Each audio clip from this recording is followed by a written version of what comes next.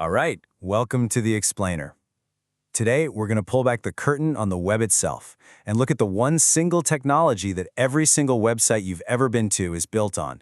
It's the hidden framework of the entire internet, so let's get right into it. To really get a handle on the web, let's just start with a simple idea.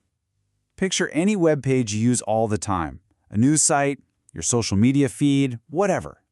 Now imagine that page is a person, a complete human body.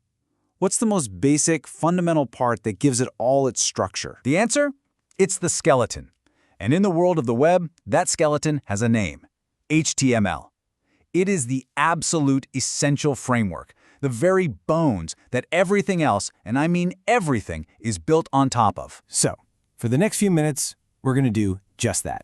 We're going to examine this digital skeleton, piece by piece, so you can really understand how it gives structure to everything we see and do online. Okay, so HTML. It stands for HyperText Markup Language. Now, that first part, hypertext, that's the little bit of magic that lets you click a link and instantly jump from one page to another.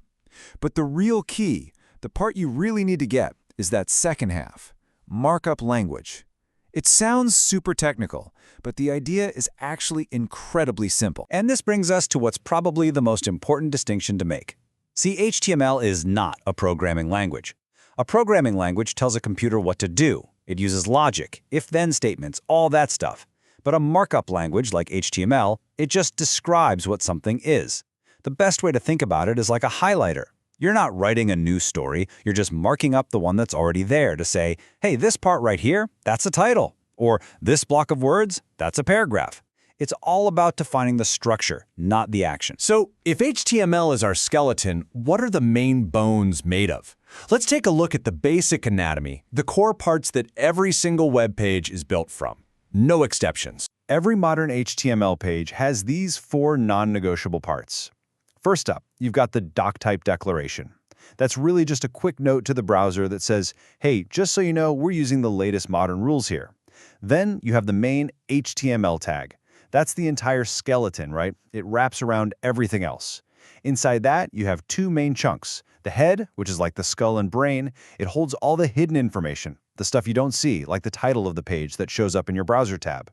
And then finally, you have the body. That's it. That's everything you actually see on the page, the visible body of our digital skeleton. Okay, we've got the main framework down. Now it's time to add the individual bones, the things that actually give the skeleton its unique shape and purpose.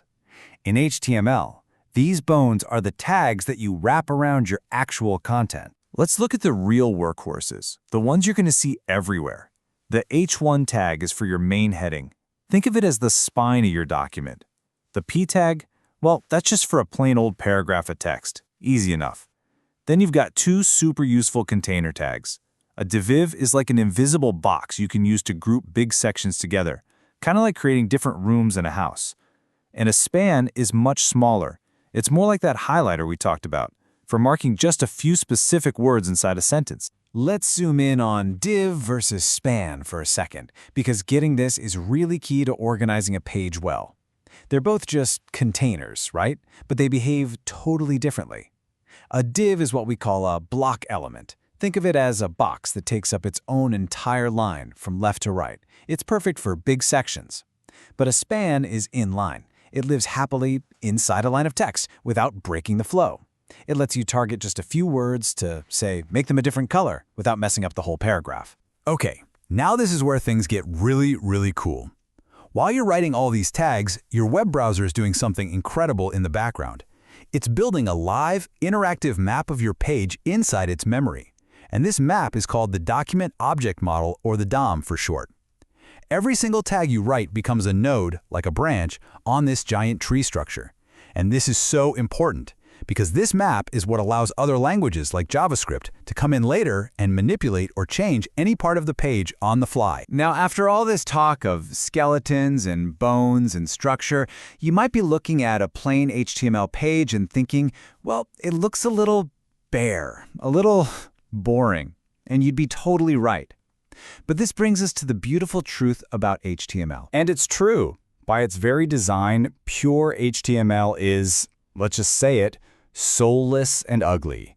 It's just black text on a white background. It has perfect, meaningful structure, but absolutely zero style, zero personality. And believe it or not, that's a feature. That's the whole point. So if the skeleton is supposed to be bare, how do we get from that pile of bones to the beautiful, living, breathing web pages we use every day? How in the world do we bring it to life? We do it with a completely different language, CSS, which stands for Cascading Style Sheets. If HTML is the skeleton, then CSS is literally everything else. It's the skin, the muscles, the eye color, the clothes, the haircut. CSS is what takes that raw, ugly structure from HTML and makes it beautiful and visually engaging. You can think of HTML as the architect who designs the blueprint and CSS as the interior designer who makes the space livable. So there it is. HTML is the essential, unbreakable skeleton of the web. It's the foundation. And now that you get how it works, you hold the fundamental building block to create literally anything you can imagine online. So the real question isn't what is HTML anymore, it's what are you going to build with it?